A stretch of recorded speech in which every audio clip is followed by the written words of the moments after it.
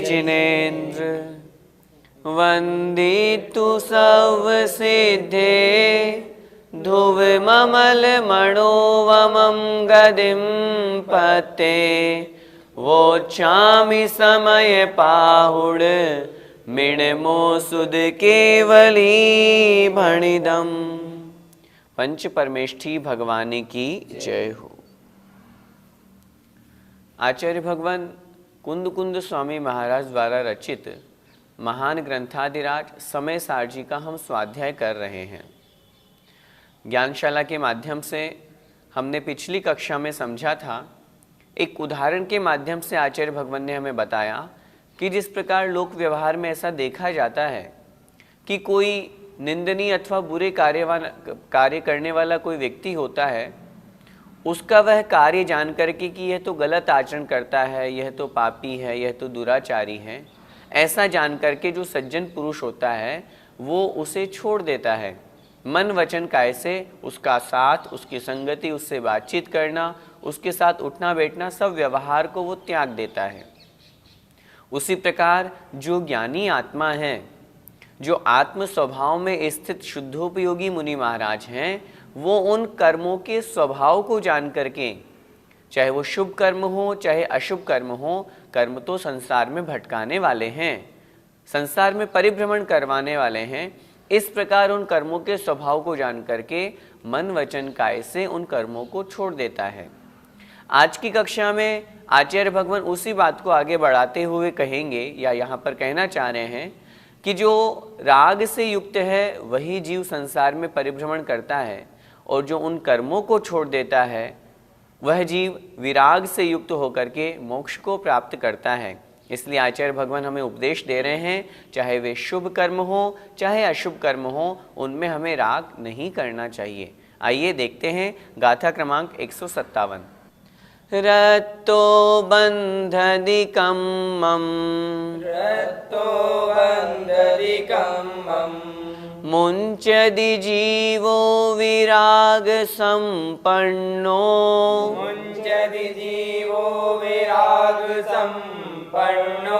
एसो जिणोवदेशो तम्हाकं मे सुमारज्य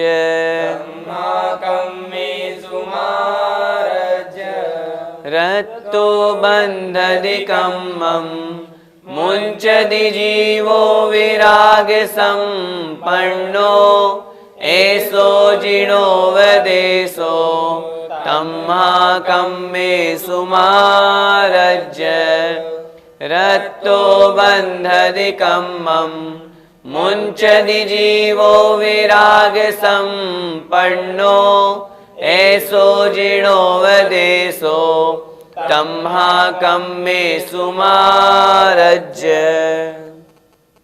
आइए गाथा का अर्थ समझते हैं। गाथा बहुत सरल है, बहुत सुंदर है। इस गाथा को हमें अपने जीवन में उतारना है, इतनी अच्छी गाथा है ये। देखें, रत्तो बंधदिकं मम, रत्तो अर्थात रागी जीव, राग से युक्त, बंधदि अर्थात बांधता है, कम्मम अर्थात कर्मों को। रागी जीव कर्मों को बांधता है, मुंचदी छूटता है, जीवो अर्थात जीव, जीव छूटता है। किन से छूटता है? कर्मों से। लेकिन कैसा जीव? विराग संपन्नो, विरक्त हुए जीव, अर्थात जो राग से रहित हैं, विरागी जीव हैं, वे जीव कर्मों से छूटते हैं। कितनी सुंदर परिभाषा, बहुत सरल भाषा में आचार्य भगवान ने कहा, कर्मों से कौन छूटता है? जो राग नहीं करता, जो विरागी है। कर्मों को कौन बांधता है? जो उन कर्मों के प्रति राग करता है, जो कर्मों में उलझा हुआ है। ऐसो जिणोवदेशो, ऐसो अर्थात यह, जिणोवदेशो जिनेन्द्र भगवान का उपदेश है। आचार्य भगवान बहुत स्पष्ट कह रहे हैं कि मैं स्वयं नहीं कह रहा, तीर्थंकर भगवान, सर्वज्ञ भगवान जो हैं, वीतरागी भगवान जो हैं, केवली भगवान जो हैं, उनका ऐसा ही उपदेश है कि जो राग से युक्त जीव है वो कर्मों को बांधता है और जो विरागी जीव है वो कर्मों से छूटता है। तमहा, इसलिए कम्मेसु, कर्मों में, मां रज्जय, राग मत कर। कितनी सुंदर बात यहाँ पर कह दी हमारे लिए कि हे भव्य जीव, इसलिए तू कर्मों में राग मत कर। यदि कर्मों में राग करेंगे या कर्मों से राग करेंगे तो हमारे कर्म बंधेंगे और संसार में हम परिभ्रमण करेंगे। और यदि कर्मों से राग नहीं करेंगे, कर्मों से छूटना है, तो हमें वैराग्य को धारण करना है, उन कर्मों के प्रति राग को हटाना है। एक बार फिर से गाथा का अर्थ देखें। रत्तो बंधदि कम्मम, रागी जीव कम्मम बंधदि, कर्मों को बांधता है। मुंचदि जीवो विराग संपन्नो, विराग संपन्नो, विराग से संपन्न अर्थात संपन्न, युक्त, सहित, राग से रहित जो जीव है वह मुंचदी, कर्मों को छोड़ता है अथवा कर्मों से छूटता है। ऐसो जिणोपदेशो, यह जिनेन्द्र भगवान का उपदेश है। तमहा, इसलिए कम्मेसु मां रज्जय, हे भव्य जीव, कर्मों में राग मत कर। तुम कर्मों में राग मत करो। कर्मों में राग करोगे तो कर्म बंधेंगे, संसार परिभ्रमण होगा। अनादिकाल से हम संसार में क्यों परिभ्रमण कर रहे हैं? सिर्फ इसी कारण से क्योंकि हम कर्मों के प्रति राग करते हैं। चाहे वे शुभ कर्म हो चाहे अशुभ कर्म हो, हम उन कर्मों को करते हैं, उनके प्रति हमारी दृष्टि रहती है, हम ये भाव करते हैं। हम शुद्ध परिणामों की बात सोचते ही नहीं हैं, शुभ और अशुभ परिणामों में ही हम फंसे रहते हैं। इस कारण से हम संसार में परिभ्रमण कर रहे हैं। आचार्य भगवान यहाँ पर चाहे वे शुभ हो चाहे अशुभ हो, दोनों कर्मों से छूटने की बात कर रहे हैं, क्योंकि यह ग्रंथ निश्चय परक ग्रंथ है। आइए गाथा का भावार्थ देखें। रागी जीव कर्मों को बांधता है और वैरागी जीव कर्मों से छूटता है। यह जिनेन्द्र भगवान का उपदेश है। इसलिए हे भव्य जीव, तू कर्मों से राग मत कर। आचार्य भगवान बहुत सरल भाषा में करुणा करके, जैसे एक माँ अपने बच्चे को पुचकारते हुए कहती है कि बेटा तू ऐसा मत कर, उसी तरह जिनवाणी माँ हमें बहुत प्रेम भाव से समझा रही है कि हे जीव, यदि तुम कर्मों से छूटना चाहते हो तो उन कर्मों में राग को मत करो। पंडित जी, शुभ और अशुभ कर्मों में राग करने से क्या नुकसान है? शुभ अथवा अशुभ किसी भी प्रकार के कर्म हो, यदि हम उनमें राग करते हैं तो सबसे बड़ा नुकसान है हमारा संसार परिभ्रमण। यदि हम कर्मों में राग करेंगे तो फिर हम संसार से निकलेंगे कैसे? यहाँ कर्मों से राग करने का तात्पर्य है शुभ परिणामों अथवा अशुभ परिणामों के निमित्त से जो हम संसार की क्रियाएं कर रहे हैं। मन वचन काय हमारा शुभ में लगा हुआ है चाहे अशुभ में लगा हुआ है। यदि इस प्रकार ही हम करते रहेंगे तो फिर हमारा संसार नहीं छूटेगा। हमारी आत्मा का कल्याण कब होगा? जब हम शुभ और अशुभ दोनों परिणामों को छोड़ करके शुद्ध परिणामों को ग्रहण करेंगे, तब हमारी आत्मा का कल्याण होगा। इसलिए शुभ अथवा अशुभ परिणामों में राग करेंगे, संसार नहीं छूटेगा। यही तो हमारा सबसे बड़ा नुकसान है। हम समय सार जी जैसा महान ग्रंथ पढ़ रहे हैं, इसलिए हमें अपना लक्ष्य बनाना है कि हमें शुद्ध परिणाम करना है, शुद्ध कर्म करना है, शुद्धोपयोग को प्राप्त करना है। इसलिए लक्ष्य को प्राप्त करने की अपेक्षा से और आचार्य महाराज यह ग्रंथ विशेष रूप से निश्चय की दृष्टि से उन मुनि महाराजों के लिए लिख रहे हैं जो शुद्धोपयोग में लीन हैं। उनकी अपेक्षा से यहाँ पर आचार्य भगवान कह रहे हैं कि तुम दोनों प्रकार के, चाहे शुभ हो चाहे अशुभ हो, दोनों कर्मों में राग मत करो। जब राग छूटेगा तो निश्चित रूप से वह जीव विरागी बनेगा और कर्मों से छूटेगा और मोक्ष को प्राप्त करेगा ही करेगा।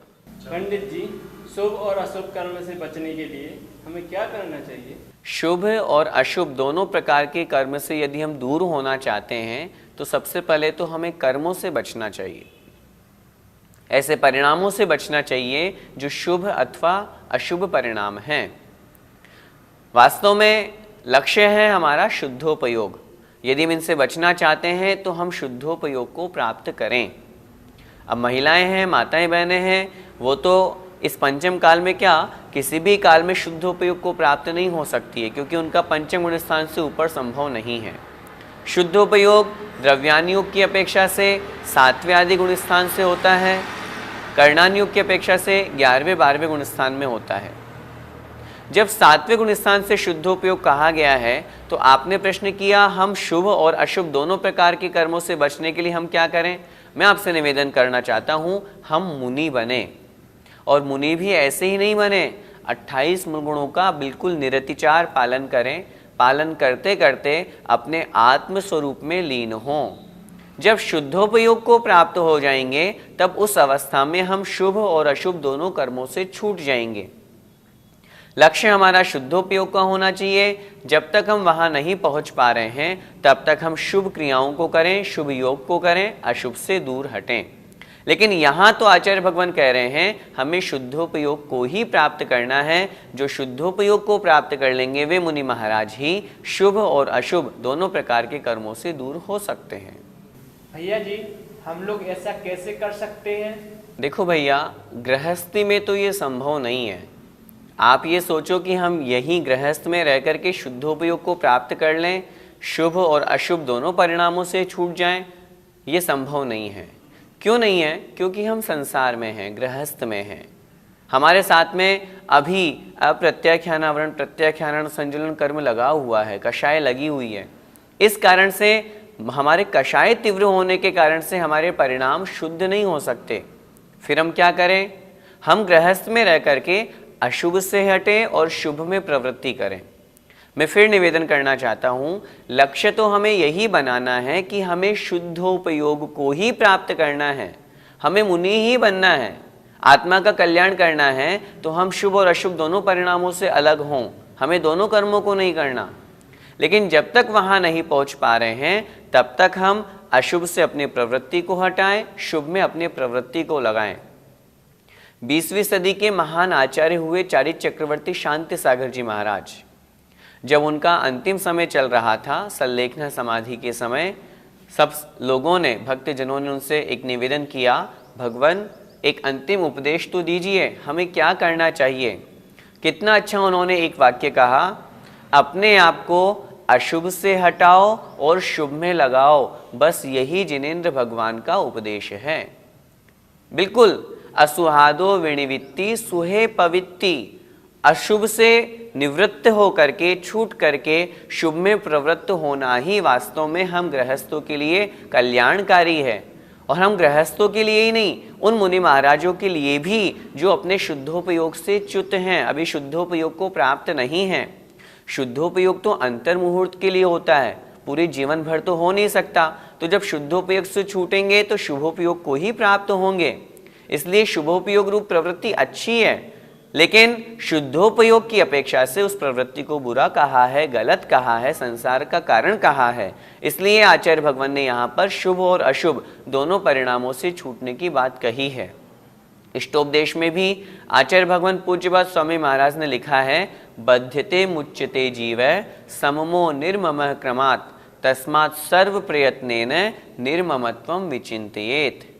ममत्व परिणाम से राग से सहित होता है तो जीव बंधता है कर्मों से, राग से रहित होता है, ममत्व परिणाम से रहित होता है तो वह जीव कर्मों से छूटता है। इसलिए जैसे प्रयत्न बने, जितनी कोशिश बने, हमें निर्ममत्वता का चिंतन करना चाहिए। मेरा कोई नहीं है, कर्मों के प्रति, वस्तुओं के प्रति, चाहे वो द्रव्य कर्म हो, चाहे भाव कर्म हो, चाहे नो कर्म हो, उनके प्रति हमें राग को छोड़ना चाहिए।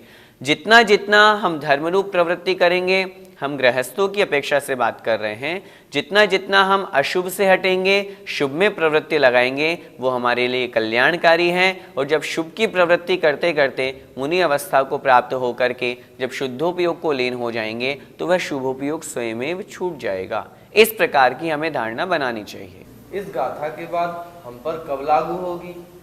आप स्वयं विचार करें, इस गाथा की बात आप पर कब लागू होगी। क्या आप अभी शुभ और अशुभ दोनों कर्मों से छूट चुके हैं? उत्तर मिलेगा नहीं, अभी शुभ कर्म भी हैं, शुभ परिणाम भी हो रहे हैं, अशुभ परिणाम भी हो रहे हैं। जब शुद्धोपयोग को प्राप्त हो जाएंगे तब हमारे लिए यह गाथा की बात लागू होगी। तब हम शुभ और अशुभ दोनों परिणामों से, दोनों कर्मों से छूट जाएंगे, शुद्धोपयोग को प्राप्त हो जाएंगे। उस समय हमें इस गाथा के लिए या यह गाथा हमारे लिए सार्थक होगी। लेकिन अभी भी हमें इस गाथा को सार्थक बनाना है तो लक्ष्य आज ही निर्धारित करना है कि हमें शुद्धोपयोग को प्राप्त करना है, जिससे हम इस गाथा को अपने जीवन में उतार सकें। पद्यानुवाद देखें।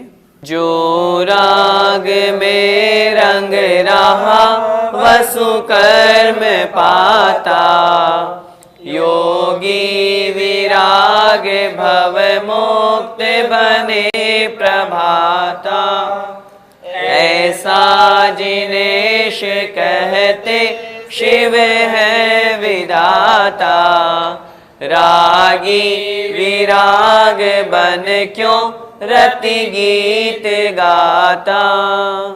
अब इसी बात को आचार्य भगवान जो इस प्रकार राग द्वेष से रहित होकर के उन कर्मों में राग नहीं करते हैं, ऐसा वह शुद्ध स्वभाव में स्थित परमात्मा ही ज्ञानी है, वही निर्वाण को प्राप्त करते हैं। ये बात आचार्य भगवान अगली गाथा में बता रहे हैं। परमट्ठो खलु समओ, परमट्ठो खलु समओ, शुद्धो जो केवली मुनीणाणी, शुद्धो जो केवली मुनीणाणी, तम हिठिदा सहावे, तम हिठिदा सहावे, मुनिनो पावन्ति निर्वाणम, मुनिनो पावन्ति निर्वाणम। बोलिए। परमट्ठो खलु समओ, शुद्धो जो केवली मुनीणाणी, तम हिठिदा सहावे, मुनिनो पावन्ति निर्वाणम। परमट्ठो खलु समओ, शुद्धो जो केवली मुनीणाणी, तम हिठिदा सहावे, मुनिनो पावन्ति निर्वाणम। गाथा का अर्थ देखते हैं। परमट्ठो खलु समो, परमट्ठो अर्थात परमार्थ है, खलु अर्थात निश्चय से, निश्चय नहीं की दृष्टि से, समो अर्थात जीवात्मा। यह जो आत्मा है यह वास्तव में परमार्थ स्वरूप है, परमात्म स्वरूप है। और कैसी है? शुद्धो, शुद्ध है। जो अर्थात यह जो आत्मा है केवली, केवली रूप में है। मुनि अर्थात मुनि रूप में है। णाणी अर्थात ज्ञानी रूप में है। यह जो जीवात्मा है, यह जिसकी हम बात कर रहे हैं, यह आत्मा कैसी है, किन स्वभाव से, किन लक्षणों से युक्त है? जो परमार्थ रूप है, जो शुद्धो अर्थात शुद्ध है, जो केवली रूप है, जो मुनि है और जो ज्ञानी रूप है। ऐसी तमहि ठिदा सहावे, तमहि अर्थात उस, ठिदा मतलब स्थित हो करके, किसमें? सहावे अर्थात स्वभाव में, उस परमात्म स्वभाव में स्थित। जो हमने परमात्मा का जो भी स्वभाव देखा है, जो आत्मा का स्वभाव ऊपर की दोनों पंक्तियों में जो लक्षण पढ़े, उस परमात्म स्वभाव में जो स्थित हैं, ऐसे मुनिणो पावन्ति निर्वाणम। मुनिणो अर्थात मुनिजन, मुनि महाराज, पावन्ति प्राप्त करते हैं, निर्वाणम अर्थात निर्वाण को। ऐसे उस परमात्म स्वभाव में स्थित जो मुनि महाराज हैं, वे निर्वाण को प्राप्त करते हैं। जैसा कि हमने आपको पहले भी बताया है, यह ग्रंथ अध्यात्म ग्रंथ है, निश्चय परक दृष्टि से विशेष रूप से मुख्यता से लिखा गया है, विशेष रूप से मुनि महाराजों के लिए लिखा गया है। इसलिए देखिए यहाँ इस अंतिम पंक्ति में भी मुनिणो शब्द का आचार्य महाराज ने प्रयोग किया। यह आत्म स्वभाव में स्थित कौन हो सकते हैं? मुनि महाराज ही हो सकते हैं। शुद्धोपयोग को प्राप्त मुनि महाराज ही हो सकते हैं, और वे मुनि महाराज ही निर्वाण को प्राप्त करते हैं। जिन लोगों की धारणा यह है कि शुद्धोपयोग चौथे गुण स्थान में होता है, क्या मुनि अवस्था चौथे गुण स्थान में होती है?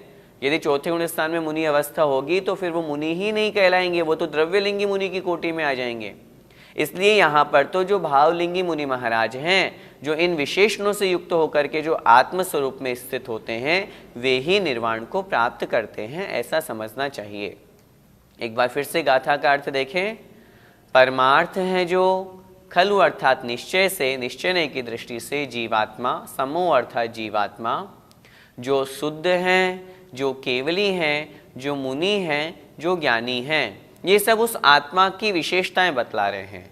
ऐसे उस परमात्म स्वभाव में स्थित तम ही ठिदा सहावे, सहावे अर्थात स्वभाव में जो ठिदा मतलब स्थित है, ऐसे मुनिणो अर्थात मुनि महाराज जब आत्म स्वभाव में स्थित होते हैं, शुद्धोपयोग को प्राप्त होते हैं, तब वे मुनि महाराज निर्वाणम पावंती, निर्वाण को प्राप्त करते हैं। गाथा का भावार्थ देखें। निश्चय कर परमार्थ रूप जीवात्मा का स्वरूप ऐसा है कि जो शुद्ध है, केवली है, मुनि है अर्थात संसार की बातों से मौन रखने वाले हैं और ज्ञानी हैं। इस प्रकार ये जिसके नाम हैं उस स्वभाव में स्थित होकर तन्मय होकर ही मुनि निर्वाण को प्राप्त होते हैं। वे ही मुनि महाराज निर्वाण को प्राप्त करते हैं। भैया जी, यहाँ शुद्ध से क्या तात्पर्य है? शुद्ध से तात्पर्य जो रागादि भाव विभाव हैं, जो भाव कर्म हैं, उनसे जो रहित हैं वे शुद्ध कहलाते हैं। अब प्रश्न बन सकता है सिर्फ भाव कर्मों की अपेक्षा से रहित को ही यहाँ शुद्ध क्यों कहा, द्रव्य कर्म और नो कर्म को क्यों नहीं कहा? उत्तर मिलेगा क्योंकि जीव के तो भाव कर्म ही तो है, राग द्वेष जीव ने ही तो किए। उन्हीं राग द्वेष रूप विभाव भावों के कारण से, जो जीव का स्वभाव नहीं है विभाव है, ऐसे उन भावों के कारण से ही तो जो द्रव्य कर्म है, ज्ञानावर्णी आदि है, वो हमारे बंधते हैं। और उन्हीं भावों के कारण से उन द्रव्य कर्मों के साथ साथ शरीर आदि नो कर्म का बंध होता है। इसलिए मुख्यतया रागादि भाव जो उनसे रहित हैं वे शुद्ध कहलाते हैं।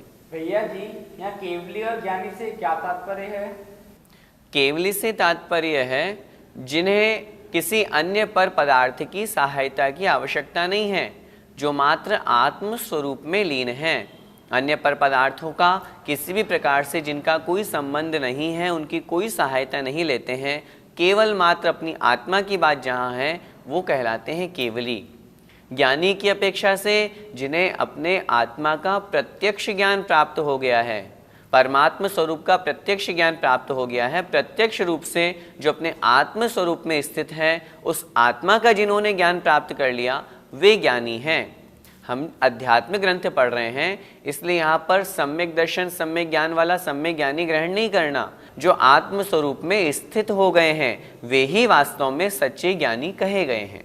इस प्रकार परमार्थ से आत्मा ऐसा ही होता है। हमें आत्मा का ऐसा स्वरूप समझना चाहिए जो शुद्ध है, जो ज्ञानी है, जो केवली है, जो परमार्थ अर्थात आत्म स्वरूप ऐसा ही है वास्तव में। इस प्रकार आत्मा का स्वभाव जान करके जो मुनि महाराज उस आत्म स्वभाव में स्थित होते हैं, आत्मा में लीन होते हैं, वे मुनि महाराज ही निर्वाण को प्राप्त करते हैं। इस प्रकार आज की कक्षा में हमने पिछली जो गाथा पढ़ी उसमें भी हमने समझा शुभ और अशुभ दोनों कर्मों से छूटना है।